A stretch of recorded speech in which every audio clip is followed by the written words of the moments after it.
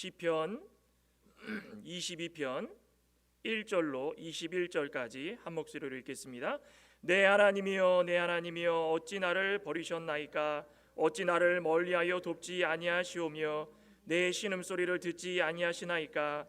내 하나님이여 내가 낮에도 부르짖고 밤에도 잠잠하지 아니하오나 응답하지 아니하시나이다. 이스라엘 찬송 중에 계시는 주여 주는 거룩하시나이다. 우리 조상들이 주께 의뢰하고 의뢰하였으므로 그들을 건지셨나이다. 그들이 주께 부르짖어 구원을 얻고 주께 의뢰하여 수치를 당하지 아니하였나이다. 나는 벌레요 사람이 아니라 사람의 비방거리요 백성의 조롱거리니이다. 나를 보는 자는 다 나를 비웃으며 입술을 삐죽거리고 머리를 흔들며 말하되 그가 여호와께 의탁하니 구원하실 걸, 그를 기뻐하시니 건지실 걸 하나이다. 오직 주께서 나를 모태에서 나오게 하시고 내 어머니의 젖을 먹을 때에 의지하게 하셨나이다.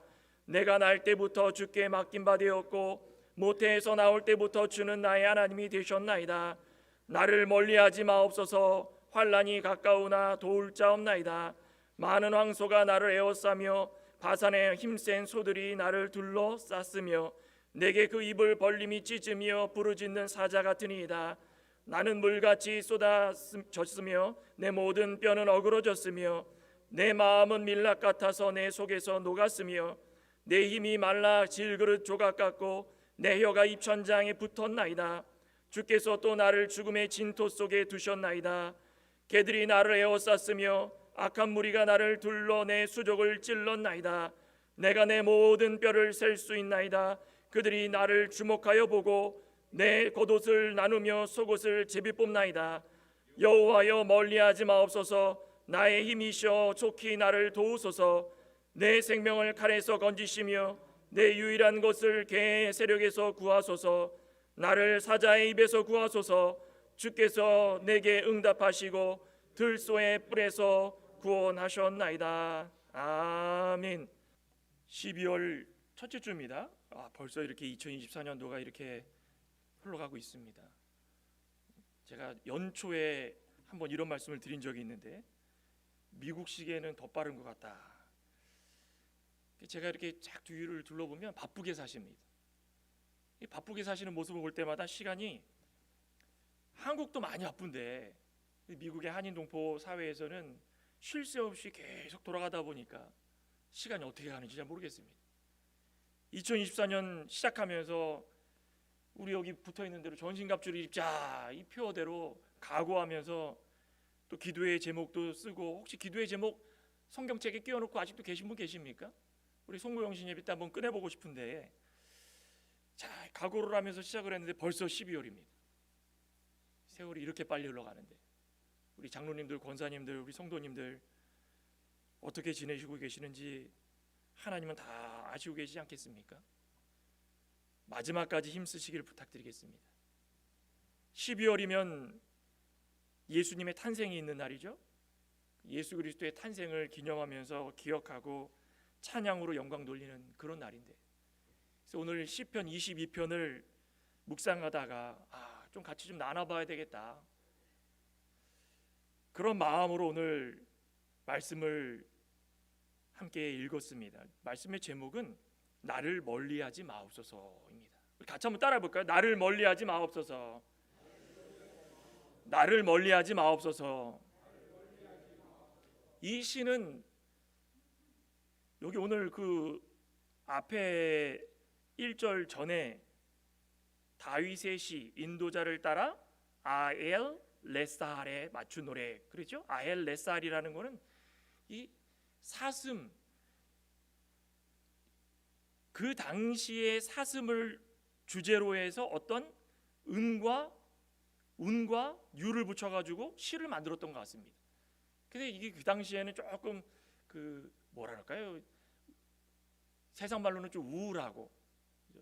우리 영적인 기독교인들의 입장에서 봤을 때는 좀 차분해질 수 있는 그런 의미였던 것 같습니다. 그러니까 정확하게 뭔지 모릅니다. 그런데 다윗이 이것을 토대로 바탕으로 시를 지었는데 이 시는 비탄시다 이렇게 이야기를 합니다. 비탄시. 비탄이 무엇입니까?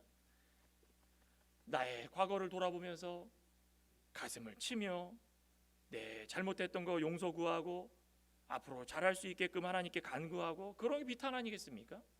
안 좋게 이야기하면 땅을 치면서 후회하면서 아이고 어찌할꼬 이러는 거지만, 우리가 영적인 면에서 다시금 다름질하려고 어떠한 자신의 과거를 발돋움해 가지고 그것을 들고 일어나는 겁니다. 그게 다윗의 비탄시다. 이스라엘의 초대왕 사울에게 쫓기면서, 사울에게 쫓기면서 얼마나 많은 순환을 당하고 얼마나 많은 고난을 당하고 죽음의 그 목전까지 갔던 그 다윗이었습니다. 그 과거를 생각할 때마다 그 심정이 얼마나 억장이 무너지고, 자신의 잘못도 없는데 내가 왜 이런 삶을 살아야 되는가, 그런 생각을 하면서 시시때때로 포기하고 싶은 마음도 얼마나 많았는지 모릅니다. 그런 심정으로 하나님께 호소하는 겁니다. 간곡하는 겁니다. 어찌해야 되겠습니까 하나님? 그런데 이 시를 읽어보면 조금 난해한 점도 많이 있습니다. 다윗의 경험에 따라 가지고 이 시를 쓴 것을 우리는 어떻게 이해를 해야 될까라고 읽다 보면 어떤 생각이 드십니까? 육신의 몸을 입으시고 이 땅에 오셔서 아무 죄 없으신 그분이 죄 많은 인간을 위해서 십자가상에 달려 죽으시고 또 죽기 전에 얼마나 많은 수난과 고통을 당하셨습니까? 그런 모든 것들을 종합해 볼 때에 오버랩되는 오버랩, 다윗의 삶과 예수 그리스도의 삶 착 지나가는 겁니다. 다윗의 삶은 예수님께서 오시기 1000년 전, 약 1000년 전이었는데, 그러면 1000년 전의 삶이 예수 그리스도의 모든 인생과 어떻게 일치가 될 수 있는가? 이해 안 되지 않습니까? 우리가 성경을 볼 때마다 참 이런 성경들이 참 많습니다. 시간적으로 봤을 때도 이게 어떻게 이렇게 연결이 될 수 있을까? 그러니까 이것이야말로 하나님의 계획과 역사하심이 사람의 생각으로 이해할 수 없는 면들이 너무 많다라는 것입니다. 그런 면에 있어가지고 과거부터 앞선 민족의 모든 선조들의 믿음, 그것을 통해 가지고 하나님 역사들을 정확하게 하나씩 보여주고, 그 보여준 것이 그때 과거의 시간으로 끝나는 것이 아니라 시간이 흘러가면 흘러갈수록 현재 우리가 살고 있는 이 시간까지도 정확하게 들어맞을 수 있다는 것입니다. 그래서 성경이 정확무후하고 1.1핵이라도 변함이 없고 하나님께서 영감으로 우리에게 주셨기 때문에 이것이 진리라고 하는 것입니다. 예수님의 탄생을 역사적으로 뒷받침할 수 있는 것들을 다윗의 고통을 통하여서 보여준다. 참 멋지지 않습니까? 쉽게 얘기하면 우리가 지금 살고 있는데 나의 삶을 통하여 가지고 예수님께서 장차 오실 것을 보여주는 것입니다. 이런 게 있을 수 있겠습니까? 이런 것들을 생각할 때마다 야, 하나님의 말씀이 이렇게 조화롭고 이렇게 아름답고 이렇게 1000년 전의 사건까지도 그 예수님이 오시는 그날까지 변함없이 쭉 이어지는구나. 그를 마음속에 품고 살다 보면 오늘 2024년이죠. 예수님께서 12월 달에 오신지 안 오신지는 그건 잘 모릅니다. 하지만은 예수님께서 탄생하신 것을 기념하기 위해서 12월 25일로 정했는데, 예수님의 탄생을 생각할 때마다 이거 예사롭지 않은 것입니다. 이게 단순하게 우리가 기뻐하고 즐거워하고 2024년 12월 25일 하루를 예수님의 탄생을 축하하는 것으로 끝낼 일이 아니구나. 과거에 다윗도 그랬고, 다윗뿐이겠습니까? 시간이 흐르면 흐를수록 선지자들을 통하여 가지고 수많은 사람들이 이런 것들을 계속 예표합니다.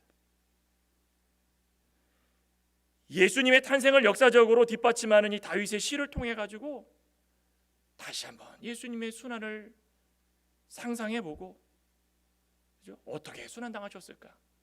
우린 잘 모르죠. 근데 이 다윗의 모습을 통해서 다 보여주는 것입니다. 우리에게 진정 보여주시려고 하는 것은 무엇인가? 우리는 이 12월 25일 이 성탄절을 어떻게 지내야 되는가? 한번 묵상해 보시길 부탁드리겠습니다. 나를 멀리하지 마옵소서라는 제목인데, 오늘 첫째로는 어떻게 하면은 하나님께서 나의 삶 가운데 함께 하실 수 있을까? 멀어지지 않을까? 첫째로는 하나님은 나의 하나님이십니다 라고 고백하는 것입니다. 하나님은 여러분들의 하나님이십니까? 한번 따라해 보시기 바랍니다. 하나님은 나의 하나님이십니다. 그 누구의 하나님도 아닙니다. 창광교회 누구 권사님의 하나님 이게 아니라 하나님은 나의 하나님이시다. 오늘 1절부터 5절의 그 말씀을 다윗이 진지하게 고백을 하는데 한번 볼까요? 내 하나님이여 내 하나님이여 어찌 나를 버리셨나이까? 어찌 나를 멀리하여 돕지 아니하시오며 내 신음소리를 듣지 아니하시나이까? 내 하나님이여 내가 낮에도 부르짖고 밤에도 잠잠하지 아니하오나 응답하지 아니하시나이다.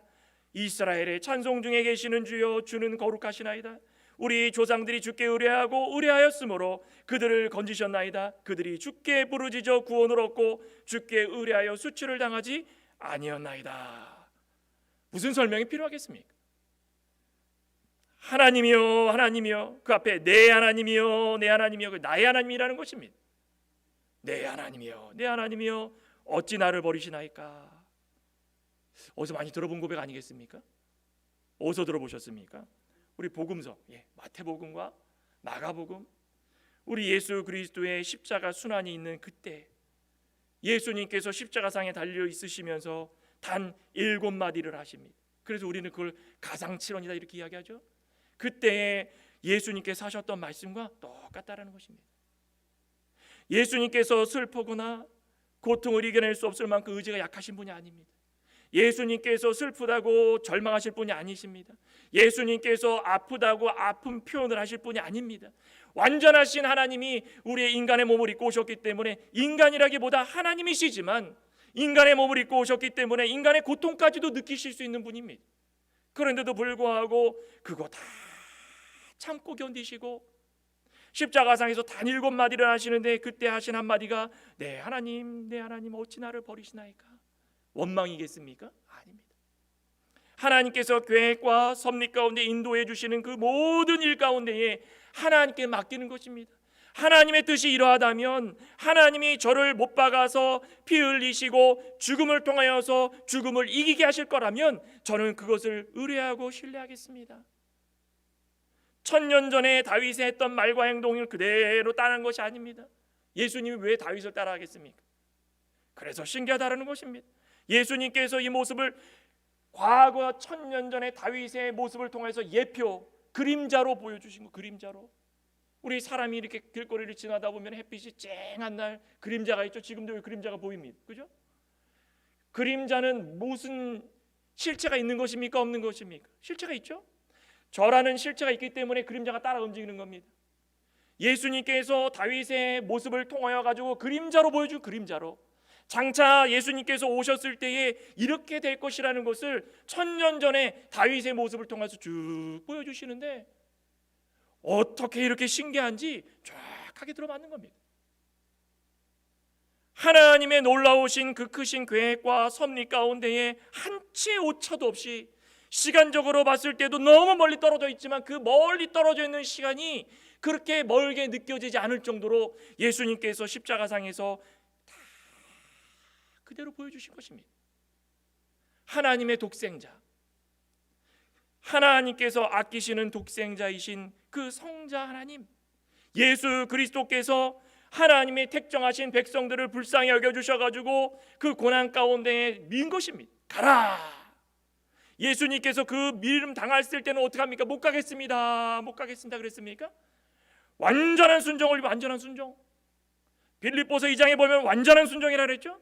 완전한 순종을 가지고 내려오셨을 때에 하나님께서 그래 너가 순종했으니까는 좀 편안하게 살 수 있게 해주겠다. 그러면 이제부터 좋은 집에다가 좋은 부모 만나가지고 떵떵거리면서 십자가상에 달려 죽기 그 바로 직전까지는 아무 고통 없이 살도록 해줄게 라고 하나님이 그러셨습니까? 하나님께서 사랑하시는 독생자를 보내주셨는데 하나님의 사랑하는 택정받은 모든 백성들을 위해 가지고 이 땅에 보내주셨는데 그 자리가 고난의 자리였습니다. 오시는데 베들레헴 작은 고을 아무 사람도 취급하지 않는 그곳에서 태어났습니다. 또 처녀의 몸에서 태어났습니다. 목수의 가정, 그것도 평범한 목수의 가정에서 태어났습니다. 내세울 것 아무것도 없는 그 가운데 예수님을 탄생하게 만들어 주셨다라는 것입니다. 왜 그러셨을까요? 모든 어떤 인생사 가운데에 하나님을 뺀 모든 세상 것들은 의지할 것이 아무것도 없는 것을 다시 한번 보여주고 있는 것입니다. 예수님을 통하여서 겸손을 배우게 해주시는 것입니다. 예수님을 통하여 가지고 어떻게 살아가야 되는지를 보여주시게, 처음부터 끝까지 과거 아담의 죄로 말미암아 지금까지 못되게 살았으니까 그거 다 버리고 예수님 탄생하시고 그 이후로부터 예수님의 복음을 전했을 때 믿는 자들은 하나님께서 과거의 모든 것들을 다 용서해 주시고 새로운 삶을 살게 해주시는데, 어떻게 살라고 합니까? 예수님처럼 살게 해야. 예수님처럼 세상 것 의지하지 마시고 세상 것에 너무 관심 갖지 말고 하나님께서 우리 가운데 보여주신 예수 그리스도의 순종함, 그거 받아 살라는 것입니다. 그럴 때에 하나님이 나의 하나님이 될 수 있다는 것입니다. 예수님께서 오셔가지고 고통당하십니다. 고통당하시지 않아도 되는데 왜 고통당하십니까? 나 때문에, 나 때문에. 우리의 죄 때문에 우리의 죄를 책임지시려고 고난당하시고 죽으시고, 그럴 때에 하나님과의 관계가 끊긴 것처럼 보였지만 어떻게 됐습니까? 끊기지 않고 오히려 예수님을 통해서 하나님을 찾고 부를 수 있는 그 연결고리가 생겼다는 것입니다. 하나님은 아주 평범하고 누구도 관심을 갖지 않는 것처럼, 내버려 두는 것처럼 그렇게 저렇게 살도록 해주시는 것 같아 보입니다. 하지만 하나님을 찾고 부르짖는 자들을 기뻐하시는 것입니다. 예수님께서 이 땅 가운데 사시면서 다 포기하고 이제는 끝났구나, 그때의 하나님, 하나님, 나의 하나님, 나의 하나님 이렇게 부르짖은 것처럼 이 세상을 살아가고 있는 모든 하나님의 백성들 가운데에 다윗의 고통만큼 고통당하신 분 계십니까? 예수님은 둘째 치더라도 다윗만큼 고통당하신 분 계십니까? 없지 않습니까? 그런데도 불구하고 이 세상을 살아갈 때에 하나님을 부르짖지 못할 때가 많다라는 것입니다. 그런데 다윗, 예수님, 성경을 통하여 가지고 우리에게 보여주시는 모든 일 가운데에 하나님을 찾는 자들을 하나님이 기뻐하시는 것입니다. 우리 신앙생활 가운데 얼마나 많은 일들이 있습니까? 그 중에 남모르게 고통당하고 시름 속에서 살아가는 성도님들 계십니다. 말할 수 없는 고통 가운데 살아가는 성도님이 계십니다. 가정 형편이 어렵고 물질적으로 고난을 당해가지고 어찌할꼬 하면서 하루하루 힘들게 사시는 성도님들 계십니다. 사업이 망하고 그래서 도망다니고 그것을 통하여 사람들을 피하고 대인 공포증까지 생기고 세상 가운데 절망뿐이고 남모르게 고통당하는 게 얼마나 많습니까? 직장 가운데는 또 인원을 감축한다고 경기가 안 좋으니까 나가라, 하루아침에 직장 다 잃고 오갈 데 없고 물가는 오르고 우리가 살아가는 데 힘든 그런 모든 일 가운데 건강까지도 악화되고, 이런 일 가운데 우리가 할 수 있는 게 무엇입니까? 그럴 때 나름 기도도 합니다. 밤에 부르짖기도 합니다. 어떻게 됩니까? 오늘 말씀에 그러죠? 다윗이 사울에게 쫓김당해가지고 막 신음소리를 낼 정도로 하나님, 하나님, 이거 얼마나 감사한 일입니까? 이런 신음소리를 내는데도 하나님을 부른다라는 거 얼마나 희망적입니까? 나를 멀리하지 마시옵소서, 멀리하지 마옵소서. 하나님은 멀리한 적이 없습니다. 그런데 다윗의 모습 가운데에 하나님을 부르는 거, 그 자체가 첫 번째 희망입니다. 그리고 나서 신음소리를 내면서 아이고 하나님 어떡합니까? 하나님 어떡합니까? 2절에 뭐라 그랬습니까? 내가 낮에도 부르짖고 밤에도 부르짖고 잠잠하지 아니하고 그런데 하나님이 응답하지 않습니다. 3절에 더 희망적이죠. 이스라엘의 찬송 중에 계시는 주여, 주는 거룩하시나이다. 우리가 만약에 이러한 고통을 당한다 생각해 보시기 바랍니다. 건강에 악화가 있고 밤낮 부르짖어도 하나님 기도 안 들어주시는 것 같고, 가정의 형편이 어려워지고 직장은 잘리고 오갈 길 없어지고 내가 어떻게 될지 알지 못하고, 누가복음 18장에 그 원한을 품은 과부처럼 밤낮 부르짖는 겁니다. 부르짖었는데도 불구하고, 신음소리를 내는데도 불구하고 하나님의 하차 소리 내지 못하고 난 왜 이 모양이 이 꼴일까, 이거 하고 신음소리를 내면서 밤낮 부르짖을 때에 하나님이 응답해 주시지 않지만 내 하나님, 내 하나님, 하나님은 거룩하신 분이신 줄 저는 믿습니다. 이스라엘 중에 찬송을 받으신 하나님, 어떤 게 낫습니까? 제가 물어보겠습니다. 어떤 게 낫습니까? 어떤 생활 하시겠습니까? 묵비권을 행사하시겠습니까? 어떤 생활이 낫습니까? 아니 고통당해도 아유 나는 모르겠다, 아유 나는 이 모양 이 꼴로 태어나가지고 아유 나는 이 운명인가 보다. 왜 운명을 따집니까? 우리 그리스도인들은 운명주의가 아닙니다. 하나님의 뜻에 따라가지고 나가는 겁니다. 그럴 때마다 이런 모습 가운데 밤낮 부르짖었는데 응답이 없습니다. 그런다고 난 모르겠다가 아니라 하나님 오늘 다윗 보십시오.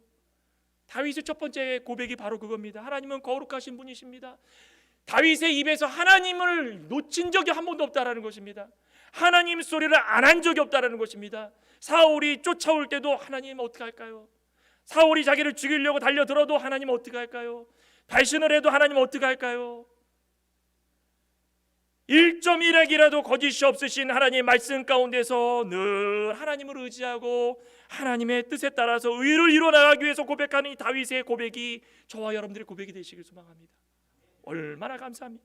과거에는 어떻게 살았나 또 돌아보는 겁니다. 과거에는 어떻게 살았습니까? 4절에 우리 조상들이 주께 의뢰하고 의뢰하였으므로 그들을 건지셨나이다. 그들이 주께 부르짖어 구원을 얻고 주께 의뢰하여 수치를 당하지 않았나니. 다윗이 신음을 하면서 밤낮으로 하나님께 부르짖는 가운데 생각이 난 겁니다. 나만 이런 게 아니었구나. 과거에 나의 조상들도 이런 적이 너무 많았는데 이스라엘의 지도자 모세, 지도자 안 하고 그냥 애굽에서 왕자로 살다가 그 왕으로 살면 얼마나 좋았을까. 그런데 히브리인이라고 자부하면서 사람도 죽이고 그냥 미디안 광야에서 40년 동안 왜 살아? 그런데도 불구하고 하나님 불러주셨을 때에 내가 어떻게 지도자가 됩니까? 신을 벗어라. 너가 가지고 있는 거 다 내려놔라. 다 내려놓고 왔는데 좋은 일만 있었습니까? 가는 곳곳마다 신음소리가 들려가는데 애굽으로 다시 보내달라고. 저 지도자 모세는 필요 없다고. 그럴 때 모세가 어떻게 했습니까? 엎드려졌다는 거죠. 엎드려졌다. 하나님 앞에 엎드려졌다. 누구를 찾은 겁니까? 하나님을 찾은 겁니다. 아무리 고통당해도 하나님을 찾으면은, 아무리 자신의 삶이 피폐해져도 하나님을 찾으면은 그 가운데 희망이 있다는 것입니다. 하나님을 찾으면 하나님께서 다 붙잡아 주시는 것입니다. 고통과 시련 속에서 하나님을 찾는 용기가 얼마나 대단한 것인지, 그래서 지도자가 된 겁니다.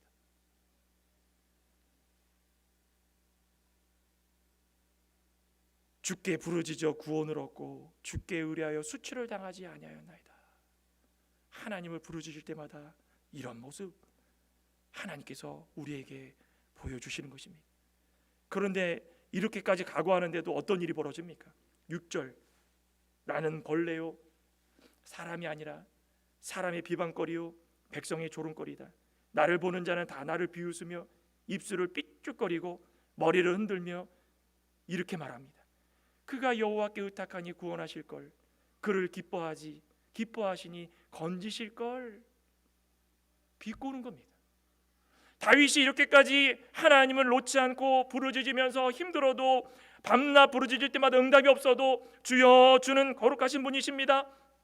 과거의 조상들을 보니까 의뢰해도 당연히 의뢰해야 되는 것이고 주께 부르짖을 때 구원을 주시고 우리의 수치를 당하지 않도록 다 지켜주셨던 분인 것을 저는 믿습니다라고 고백했더니 주위의 사람들이 뭐라 그럽니까? 아이고 이 벌레 같은 사람, 비방거리. 아이고 저렇게 살아가지고 남는 게 뭐가 있다고. 하나님을 의지한다고 해가지고 너에게 도대체 뭐냐? 남는 게 뭐가 있느냐? 아이고 너 하나님 의지한다 그랬지? 하나님께 의탁 한번 해봐라. 하나님께 의뢰 한번 해봐. 부탁 한번 해봐라. 구원해 주시는지 구원해 주시지 않는지 내가 한번 지켜보겠다. 아이고, 머리를 흔들면서 이렇게까지 모욕적으로 이야기하고 멸시하고 조롱하는 겁니다. 우리 하나님의 백성이고 성도라고 부르는 자들이 기회에 다니면서 세상에 살아갈 때마다 얼마나 많은 조롱거리들이 있습니까? 말은 안 해도, 요즘은 그래도 세대가 변하다 보니까 그렇게 대놓고 이야기를 안 해도 뒤에 가가지고 욕하는 사람 많습니다. 주일 지킨다고 가가지고 저기서 뭐 하고 있느냐? 우리랑 좀 놀러 좀 가지. 하나님이 뭐 주일 한번 더 간다고 뭐 떡이라도 더 주냐? 아이고. 똑같은 상황이라는 거 똑같은 상황. 그죠? 똑같은 상황. 다윗은 그래도 참았다라는 거죠. 예수님은 어땠습니까? 십자가상에 매달려 계시는데 그 백성들 같지도 않은 자들이 그냥 앞으로 지나가면서 침을 택택 뱉으면서 너가 유대인의 왕이냐? 하나님한테 한번 좀 살려달라고 한번 해보지. 너가 왕이라면서 너가 내려오지. 얼마나 비웃었습니까? 이 수치까지도 이겨내고 오로지 하나님만 찾았던 그 다윗의 모습입니다. 우리 말씀 한 구절 찾아볼까요? 아모스 9장. 소선지서 아모스 9장. 구약 1283쪽인데 9장 9절입니다.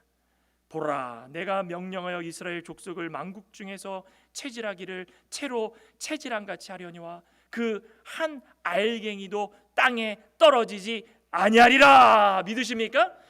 우리가 아무리 고통을 당해도 채를 걸으면은 이물질도 떨어져 나오고 알맹이가 남죠.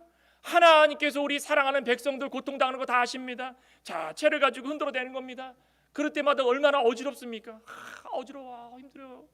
하나님이 골라내려고 이렇게까지 하는데도 그것도 불평하는 분들 계십니다. 아니라는 것입니다.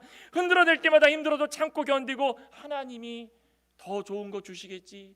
하나님 저는 믿습니다. 네 하나님, 네 하나님.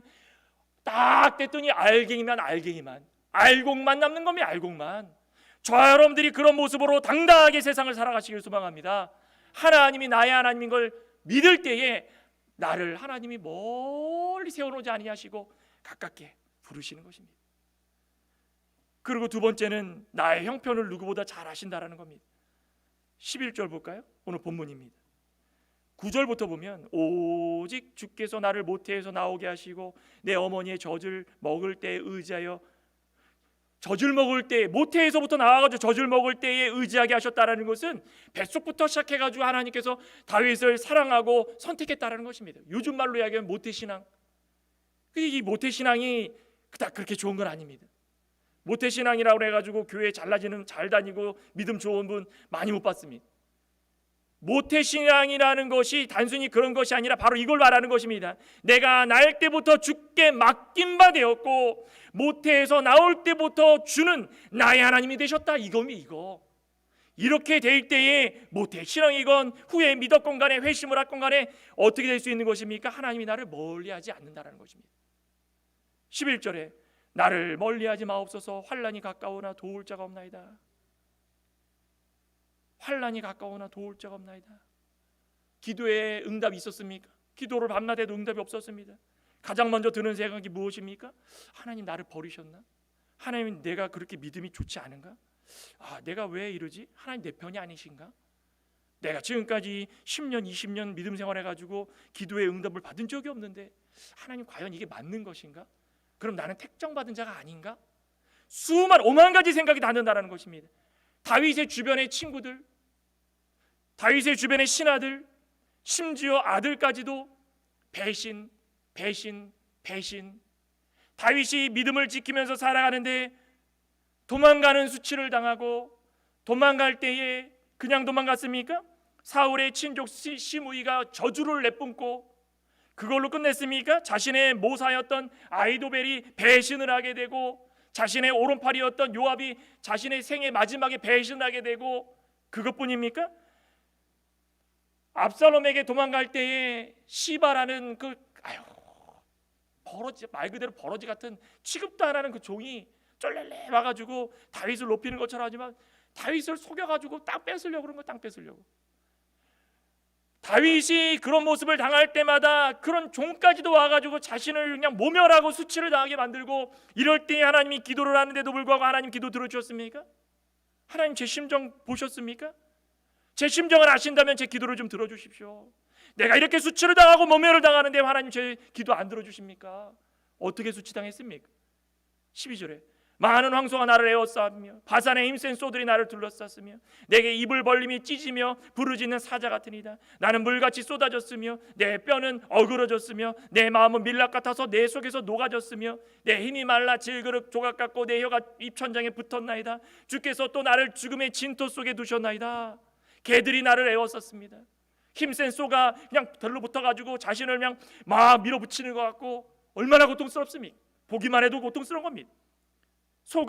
사자가 부르짖으면서 그냥 입을 쫙 벌려가지고 삼키려고 달려들고 바산의 힘센 소들 다 방목을 해가지고 힘이 얼마나 좋은지 살이 토실토실 근육량이 많아가지고 그냥 달려들면 사람은 그냥 다 죽습니다. 그것처럼 고통이 수치가 오고 모멸감이 오고 이런 모든 주변 환경들이 다 이런 모습이라는 겁니다. 그러니 마음이 물같이 쏟아져 내리는 겁니다. 억장이 무너지고 밀랍같이 녹아가지고 그냥 쭉 흘러내리는 것 같고, 힘이 말라가지고 질그릇같이 뚝뚝뚝뚝뚝 부러지는 것 같고, 입천장에 붙어가지고 도대체가 말할 수 없는 상태가 돼버리고, 그럴 때마다 생각되는 것이 주께서 또 나를 죽음의 진토 속에 두셨나이다. 왜 기도는 들어주시 아니하시고 저를 이렇게 힘들게 하십니까?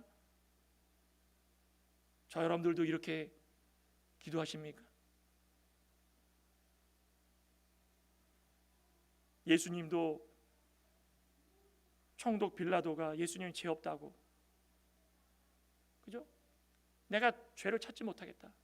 그랬더니 그 얘기를 들은 대제사장들과 장로들이 나서가지고 안 됩니다, 십자가에 못 박으십시오. 십자가에 안 됩니다, 십자가에 못 박아 죽으십시오. 죽이십시오. 얼마나 수치스럽고 고통당하는지. 예수님이 자신에게 있는 모든 것들을 다 안고 하나님께서 원하시는 것이 무엇인지를 바라보고 있었다는 것입니다. 왜 그런 고통당하지 않으셔야 될 분이 육신의 몸을 입고 이 세상에 오셔가지고 그 악이, 강보에 쌓인 그 악이 장차 30살이 돼서 3년 그 공생애 동안 고통당하고 십자가에 못 박힐 것을 뻔히 아는데도 불구하고 그런 것을 순종했을까? 우리는 어떻습니까? 다윗이 이렇게 쏟아져 내리는 거, 처참한 쏟아져 내리는 밀랍같이 녹아져 내리는 거, 고통이 그냥 참다 못해가지고 그냥 쑥 흘러내리는 겁니다. 도대체가 할 수 없을 만큼 진토 속에 빠진 것처럼 기도를 해도 안 되는 거, 기도를 해도. 그런데 15절 마지막에 다윗이 했던 말 가운데 번쩍이는 게 있습니다. 뭡니까? 15절 다시 보시기 바랍니다. 내 힘이 말라 질그릇 조각 같고 내 혀가 입천장에 붙었나이다. 그 다음에 뭐라 그랬습니까? 주께서 내가 이렇게 고통당하도 다윗의 입에서는 하나님 주께서라는 말을 잊은 적이 없다는 것입니다. 우리 이렇게 다윗이 살아가는 동안에 힘들어도, 기도의 응답을 안 들어주는 것 같더라도, 진도에 빠진 것 같더라도 주께서, 내 하나님이, 하나님께서라는 그 모든 고백이 있을 때에 어떤 고백이 나올 수 있는 것입니까? 하나님, 내 형편 아시죠? 하나님, 제 모습 아시죠? 제가 책임져 달라는 거 아닙니다. 제가 기도할 때마다 저는 믿습니다. 고통당하고 슬픔당할 때마다 제가 혹여나 하나님을 배신하고 하나님을 떠날까 봐 두려운 것이지, 제가 하나님께 모든 것을 다 맡겼는데 안 들어주신다고 제가 앙탈 부리거나 배신하는 거 아닙니다. 하나님, 주께서 다 아시지요. 저 여러분들도 이런 고백이 있길 소망합니다.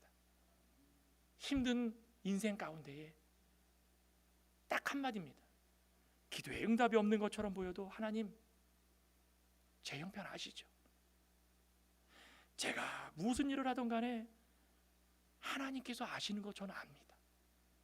그러니까 제 입술에서 하나님을 배신하는 이 못난 행동하지 않게 해달라고.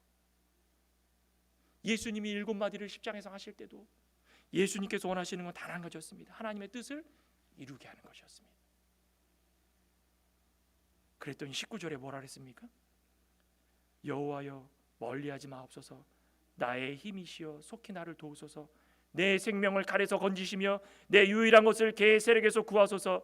나를 사자의 입에서 구하소서. 주께서 내게 응답하시고 들소의 뿔에서 구원하셨나이다. 이겁니다. 이거 하나님께서 모르는 척하고 기도에 응답 안 해주시는 것 같지만 나의 기도에 대한 응답을 들어주신 분이십니다. 최종적으로 구원을 통하여서 들어주시는 분이십니다. 다니엘이 무슨 허물이 있다고 그런 고통을 당했겠습니까? 총리들에게 그런 고통을 당했겠습니까? 어떤 신에게도 절을 하거나 다른 사람에게 절을 한다 다 사자굴에 넣겠다. 다니엘이 이런 고통을 당하면서도 왕의 조서가 있는데도 불구하고 다니엘이 어떻게 했습니까? 고통과 생명의 위협이 있음에도 불구하고 최악의 순간에 다니엘이 했던 건 단 한 가지입니다. 하나님, 예루살렘을 향하여서 하나님 감사합니다. 무슨 기도였을까요? 하나님, 제 형편 아시죠? 죽음이 바로 문 앞에 있습니다.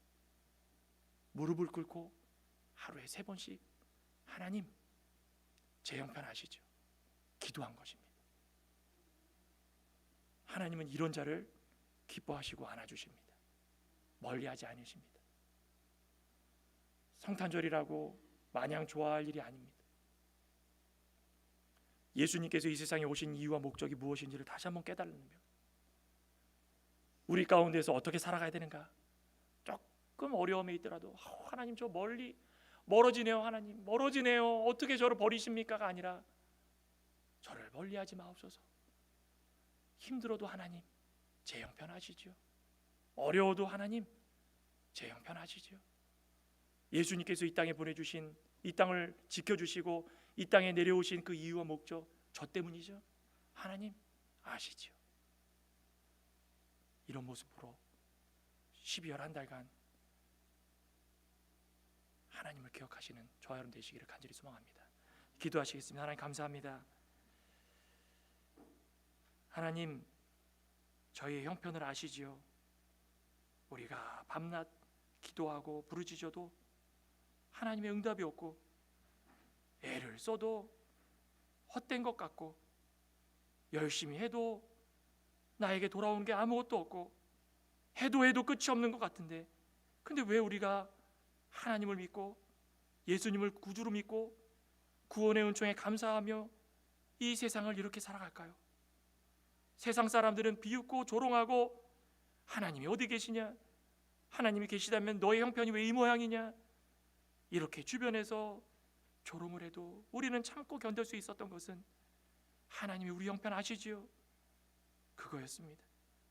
무슨 일이 있더라도 하나님이라는 그 위대하고 거룩한 이름이 우리의 입술에서 떠나지 않게 하여 주시고, 특별히도 우리를 구원하시고자 이 세상간에 오신 우리 예수 그리스도의 겸손과 사랑을 다시 한번 기억하면서 우리도 예수 그리스도를 본받을 수 있는 이 12월 한 달이 될 수 있게 주시옵소서.